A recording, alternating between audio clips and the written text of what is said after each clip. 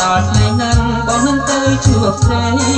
សូមអូនកុំខឹងបងអីបងនឹងទៅជួបស្រីតាមពីសន្យាមិនយូរទេស្រស់ល្អនំពុកម៉ែបងចូលស្ដីនាងមេឆ្នាំក្រោយនៅចិត្តនាងទេបងនឹងឆ្នាំដល់ខែនាងស្នេហ៍រាល់ថ្ងៃព្រះស្មីនៃក្តីជីវិតយើងបានស្គាល់ពិតនៅលើលោកីវិញហើយតាមសួរពីលៃដែលបងហើយនឹងស្រីរួមក្តីស្នេហ៍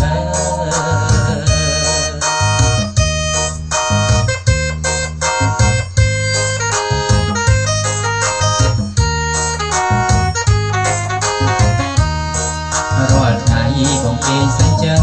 ចាំដល់ថ្ងៃហ្នឹងបងនឹងទៅជួបស្រីសូមអូនកុំខឹងបងអីបងនឹងទៅជួបស្រីតាមជាសន្យាមិនយូរទេស្រស់ល្អនំពុកម៉ែបងចូលស្ដីនាងមេឆ្នាំក្រោយនៅចិត្តនាងទេបងនឹងខាងក្នុងខែនាងស្នេហ៍រាល់ថ្ងៃព្រះស្មីនៃក្តីជីវិតយើងបានស្គាល់ពិតនៅលើលោកី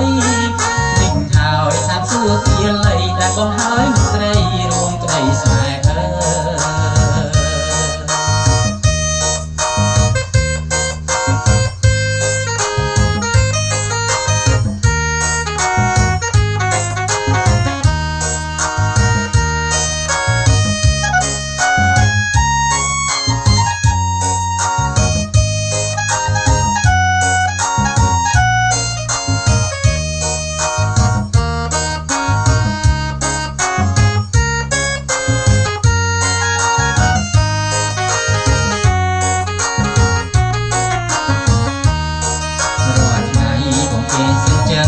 ចាំដល់ថ្ងៃហ្នឹងបងនឹងទៅជួបស្រី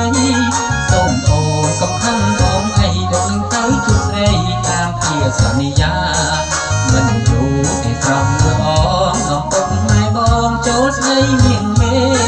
ឆ្នាំក្រោយនៅចិត្តនាងទេបងនឹងខាងក្នុងខែនាងស្នេហ៍រាល់ថ្ងៃព្រះស្មីនៃក្តីជីវិតយើងបានស្គាល់ពិតនៅលើលោកី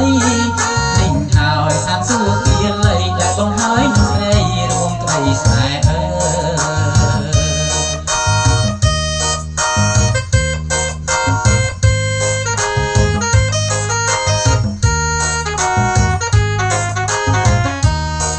មិនយូរទេស្រស់